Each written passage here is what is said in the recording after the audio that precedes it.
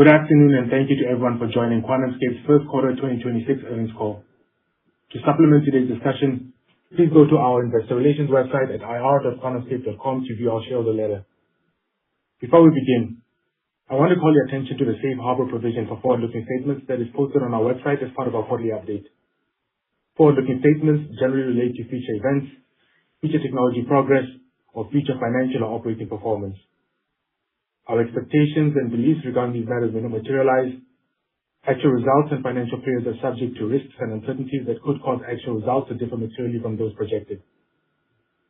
There are risk factors that may cause actual results to differ materially from the content of our forward-looking statements for the reasons that we cite in our shareholder letter, Form 10-K, and other SEC filings, including uncertainties posed by the difficulty in predicting future outcomes. Joining us today will be QuantumScape CEO Dr. Siva Sivaram and our CFO Kevin Hettrich. With that, I'd like to turn the call over to Siva. Thank you, Sam. First, an update on our Eagle line. This is our highly automated pilot production line to demonstrate scalable production of our solid-state lithium metal battery technology. In Q1, we completed installation of the Eagle line and commenced startup operations.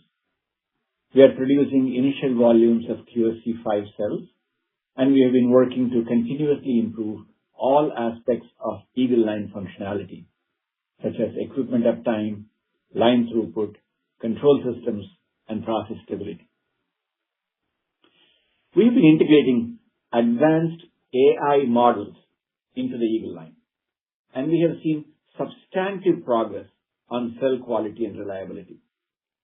We believe that the increased production capacity of the Eagle line will help drive a virtuous cycle of higher data volume, more rapid learning cycles, and enhanced quality. In Q2, we plan to ramp QSE-5 cell production to support customer programs across automotive and other applications.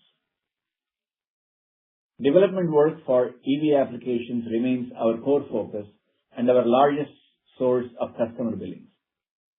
We continue to work closely with the Volkswagen Group's PowerCo as we advance through the phases of our automotive commercialization roadmap.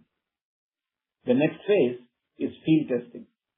Cells from the Eagle line will be put through a demanding set of real-world test conditions, and that customer feedback will be used to learn and iterate.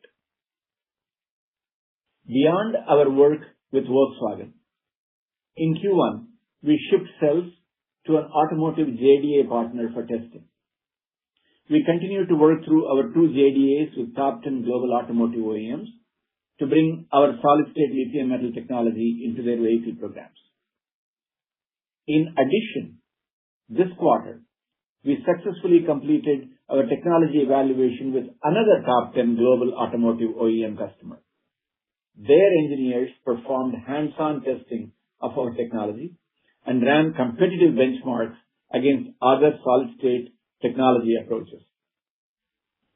With the success of this effort, we are moving into the next phase of this engagement, joint development activities with the ultimate goal of deploying QS technology in their automotive and other applications.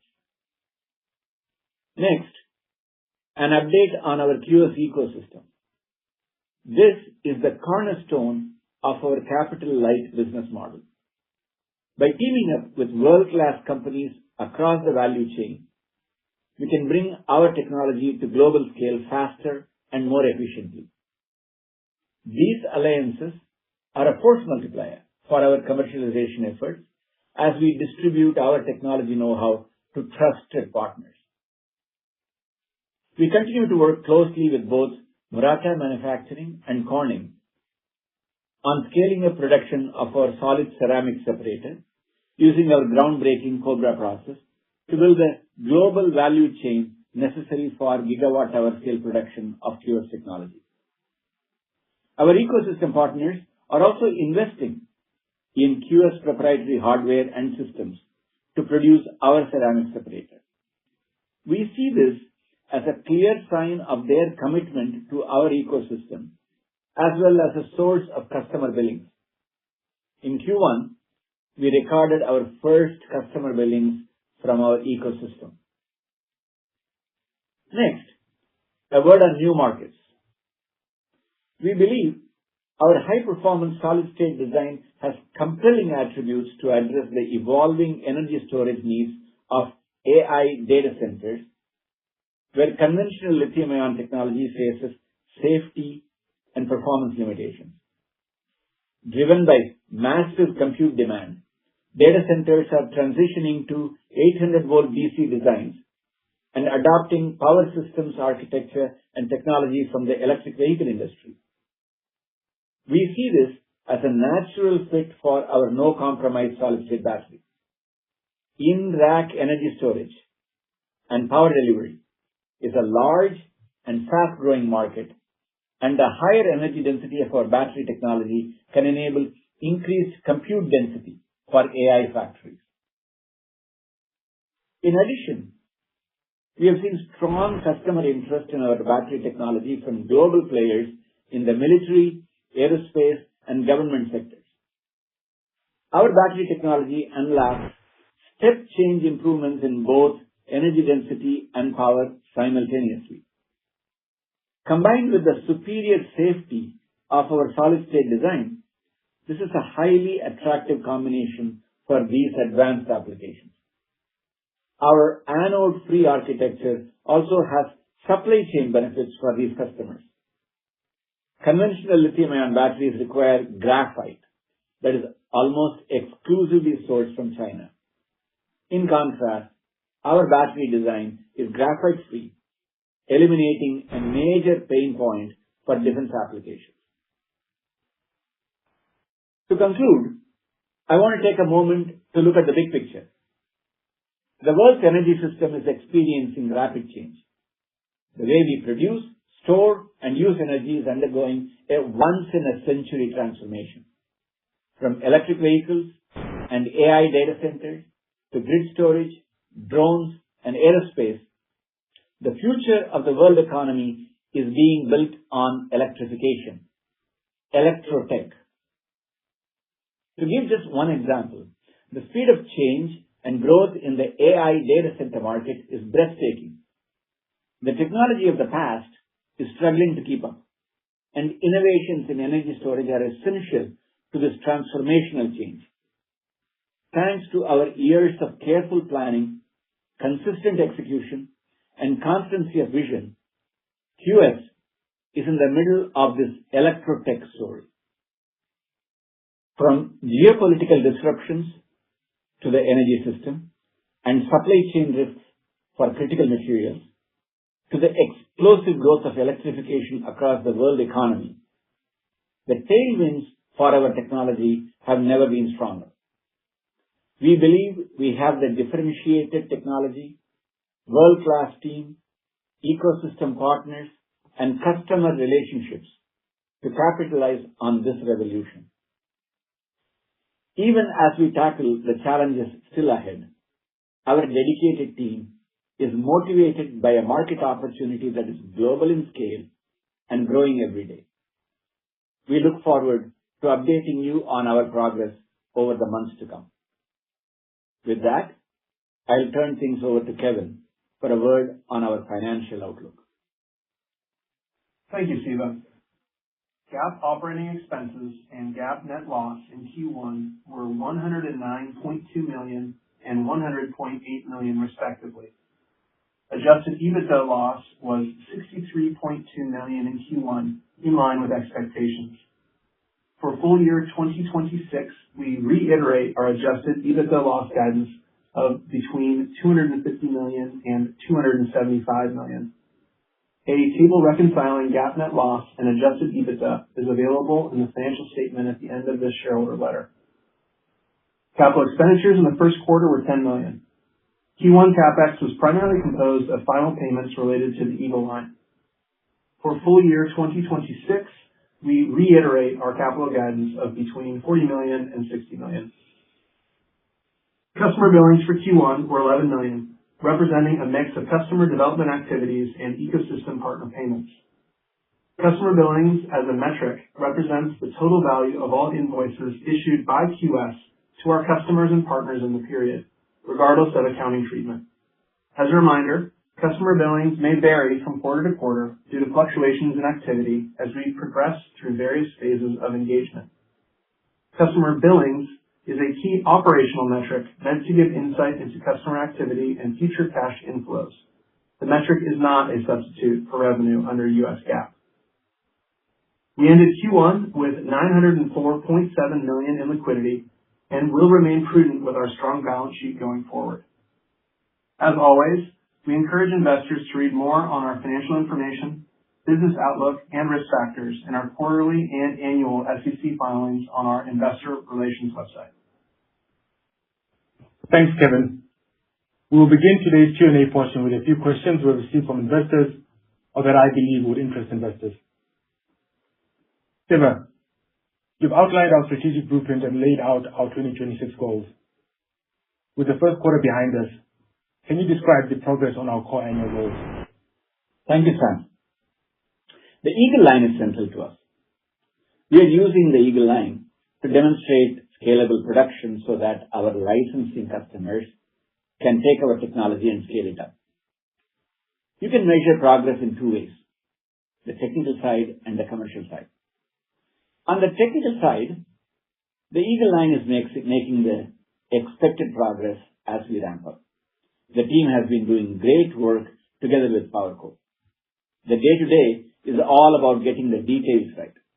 Equipment uptime, line throughput, control systems, process stability, and so on.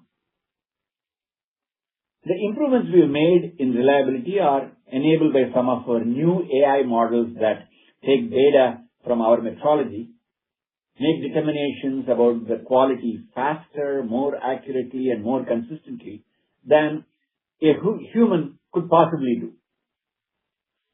This enables an accelerated feedback and feed-forward loop, which drives the continuous improvement cycle faster. We shipped samples in Q1, and in Q2, we'll be ramping to support more shipments. That's the technical side. On the overall commercial side, we have great customer traction across major geographies in the automotive business, Europe, North America, and Japan. We are working closely with VW on field testing in the near term, leading to large-scale production transfer. We have shipped cells to an auto JDA partner, successfully completed a technology evaluation with an additional top 10 automaker. All told, that's 4 of the top 10 that are well engaged in our auto pipeline. We are seeing our ecosystem business model also gaining momentum. Our ecosystem partners are making investments in hardware and systems to make our technology, which shows their commitment to the opportunity. Not only that, but these investments are beginning to flow through into QS customer billings. Our work on automotive ecosystem engagements and the higher throughput of the Eagle Line comes together to give us the resources that we need to go after some new markets as well. Thanks, Siva. On the new markets you've described, what makes the opportunity in AI data centers and defense interesting? Sam, we think the opportunity for our technology in AI data centers is obvious and compelling. It's early days, but right now I would call it a great addition to our automotive portfolio. It checks all the boxes. The size of spend in the market, the growth, the product market fit, and our ability to create and capture value. The requirements for in-rack power solutions align well with our technology. You need better energy density to increase the compute density of the data center.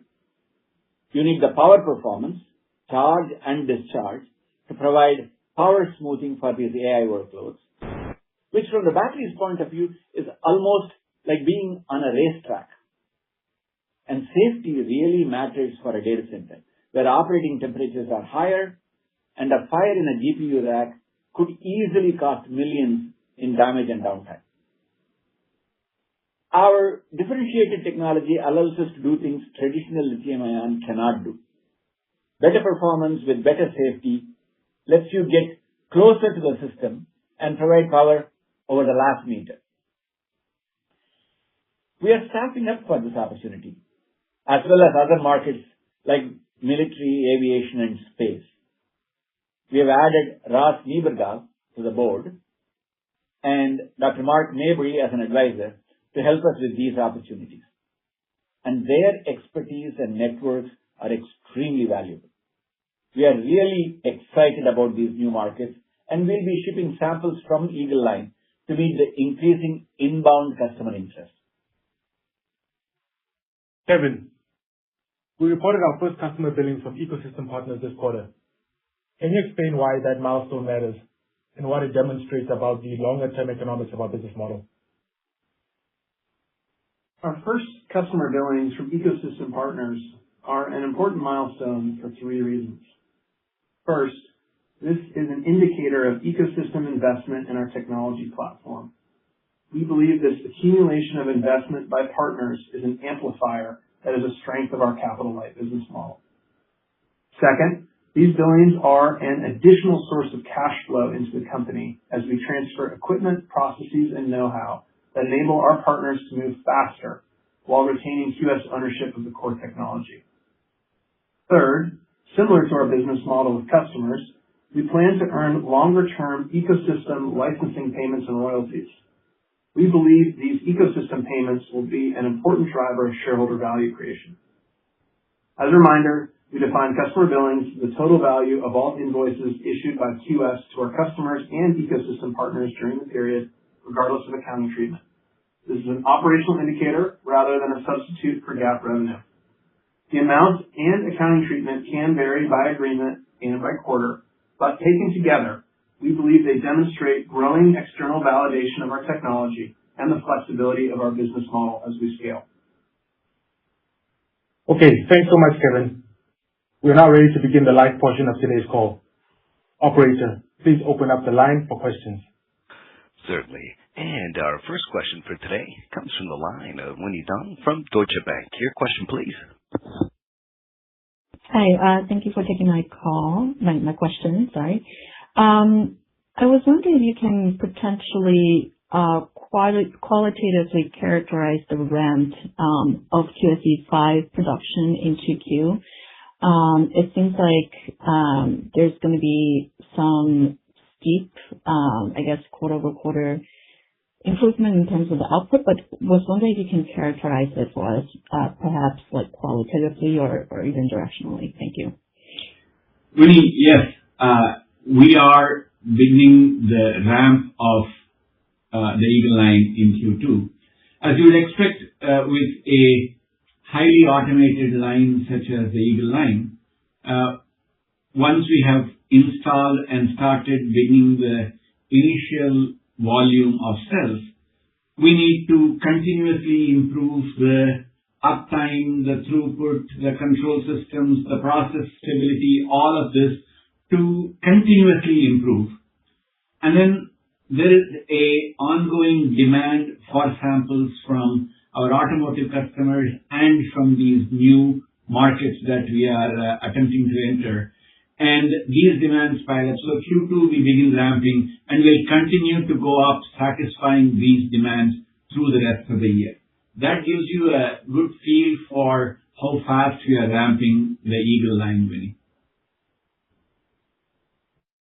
Okay, got it. And then second question is on the expansion to new markets. It seems like you think the cells can really be used for energy storage and data center. Maybe can you talk about some of the potential investments that you may need to put into this? And then what kind of time frame we're looking at in terms of, launching a potential product for that? Does it need some substantial change in terms of the technology and product, or is it, an easy sort of transfer into that market? Thank you. Yeah, that's a very interesting question, Winnie. Most of the learning from automotive business transfers here. The data center market is going into the 800-volt architecture, and many of the requirements are very similar with respect to energy density and power density and cycling life, etc. However, the most important thing we have to offer in addition is the safety and the no compromise nature of the product. Meaning you don't have to sacrifice performance for safety. You can have the product as close to the compute as possible. This is what we mean by last meter power. And in all of these AI data centers and the AI factories, what you need is to be able to maximize the compute density. And so the ability of ourselves to be close and deliver high quality last meter power is what makes us very attractive, and it is a natural transition from the automotive product to the data center product. And Winnie, I'm happy to take the capital allocation part of the question. As you know, our strategy is to develop technology platforms that serve multiple markets. The bulk of the investment goes into developing a platform. It's more incremental to tailor a product and to engage customers. And where we see incremental investment opportunities in the best interest of shareholders, of course, we're going to go after them. We're very excited about the new high-value markets that we mentioned in the letter and in our remarks. And as a reminder, one of our goals, number 3, is to expand into high-value markets. Our annual operating plan and the financial guidance upon which it's based already contemplate that. And in today's call, we reiterated our adjusted EBITDA guidance, our CapEx guidance, and we also reiterate that we are tracking to our year-over-year increase in customer billings, all reiterated on today's call. Got it. Awesome. Thank you so much for taking my questions. Thanks. I'll pass it on. Thank you, Winnie. Thank you. And our next question comes from the line of Ben Kallo from Baird. Your question, please. Hey, good afternoon. Good evening, guys. Thanks for taking my question, and congrats on the first billings. Just maybe on the last question a little, if you could expand, just would it be similar in a license model, or is it something that you could do under PowerCo with the expanded purview that you guys did a while back? Ben, it's exactly correct. So we will be looking at both of those. Initially, the samples will come out of the Eagle Line. Additionally, PowerCo has 5 gigawatt hours of capacity reserved for markets outside the automotive. And we will continue to find other opportunities for these markets as well. And so all of these are, as you said, right in our path of how we want to take it through. The ecosystem also plays a big role. Our ability to ramp the separated production from either Corning or Murata helps with this. And we expect to see the same phenomena to happen with our equipment and materials partner, who all will help us with this ramp. And then just thank you for that. Just moving on to the other auto OEMs that you're working with. Could you just talk about, kind of what, if there is, kind of a view on the progression of turning those to a formal licensing partner, from the JDA to the formal licensing partner, like a time frame or any kind of like what they're looking for to solidify that relationship? And thank you, guys. Yeah. Then thank you. Thanks for that question. Yes. Upfront, I want to say 4 of the top 10 auto OEMs in the world are now actively involved with us across the major geographies, North America, Japan, and of course Europe with Volkswagen. And in all cases, we are carefully going up the progress with evaluation to joint development, working towards licensing. As you know, Volkswagen is the most advanced in that relationship. The others are well on their way for us to progress towards getting a license from them. And all of these, of course, run through the Eagle Line. The Eagle Line makes the difference in our ability to sample and move this process along towards licensing.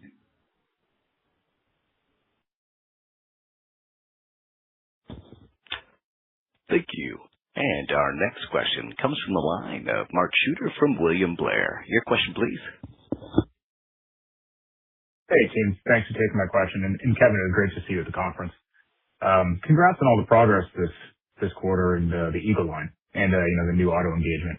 So regarding the OEMs and the field testing as the next step, my understanding is that you'll need to size up the cell from the QSE-5 to fit into VW's unified cell architecture.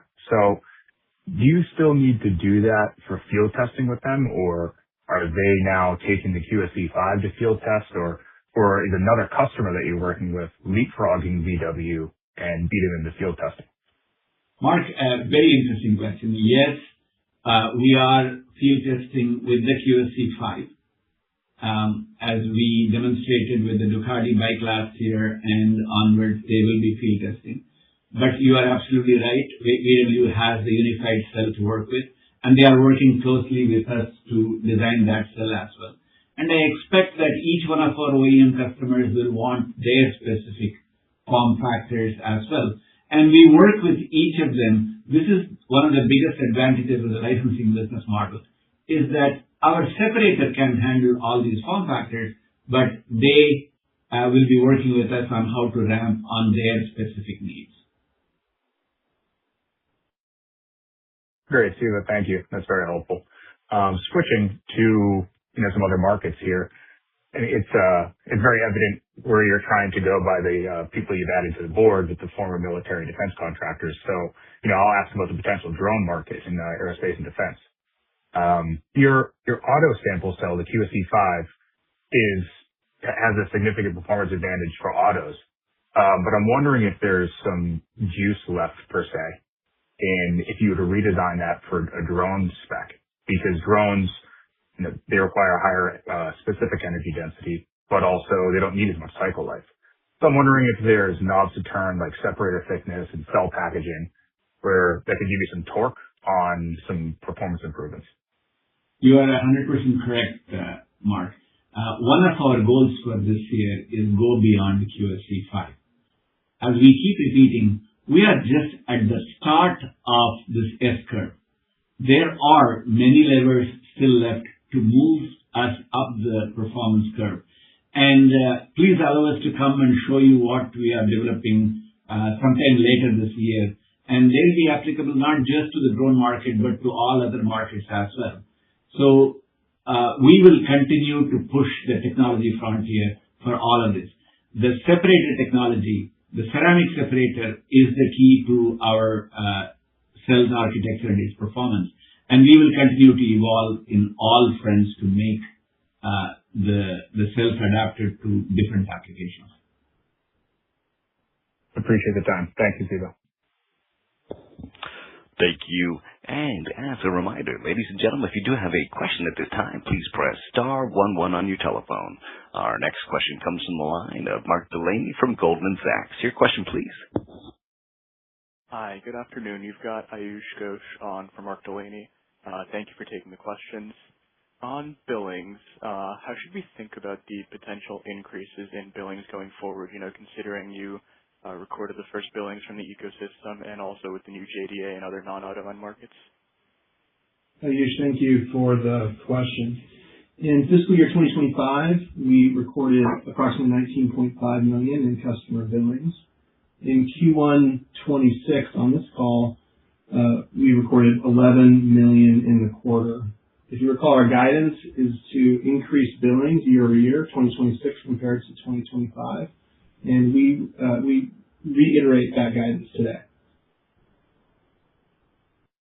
Got it. Thank you for that. And then separately, you also mentioned you transitioned from the technology evaluation to the JDA with the top 10 OEM, and congrats on that. Can you sort of speak on some of the benchmarking tests, what they were and how QS performed, and also what some of the initial feedback was? Yes, I would love to talk about it. These are hands-on, in-lab evaluation by these customer engineers in our pilot facilities. They spend a lot of time working with us, making the cells and measuring them here.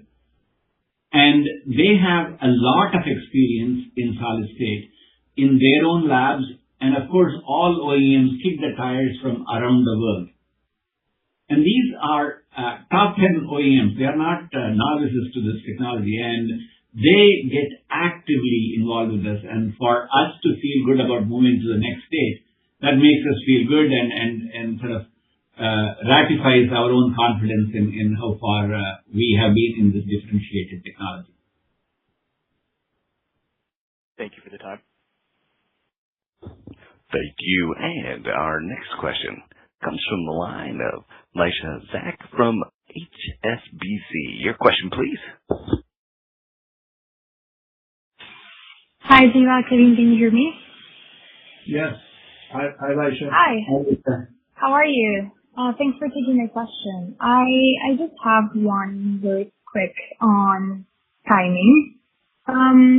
I wanted to know how does going into these new markets change the time frames that you set for your automotive goals? Are these new possibilities using some of the human capital that you destined for automotive and the teams that you have established for automotive, or are you going to start to expand your workforce, your teams, your resources? Like how does this work? How should we think about it? Laisha, a great question. The automotive marketplace still remains an important focus for us. We are adding these additional markets to our automotive portfolio.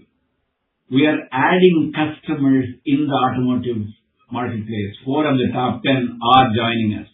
So it is not like we are taking our eye away from the ball with respect to the automotive marketplace. However, these new big growing marketplaces with respect to data center and defense aerospace are very good fits for our product. So as Kevin mentioned earlier, at the start of the year, we had looked at these markets and appropriately sized our resourcing for this as part of our annual operating plan. So we have resources and will continue to invest as needed. This is not an either or. We are looking at both of these opportunities with creating and capturing shareholder value. Okay, thank you so much. That makes a lot of sense. Thank you, Laisha. Thank you. This does conclude the question and answer session of today's program. I'd like to hand the program back to Siva Sivaram for any further remarks. Thank you, operator. Finally, today I want to recognize the entire QS team for their execution and thank our shareholders for their continued support. We look forward to updating you on our progress in the months ahead. Thank you. Thank you, ladies and gentlemen, for your participation in today's conference. This does conclude the program. You may now disconnect. Good day.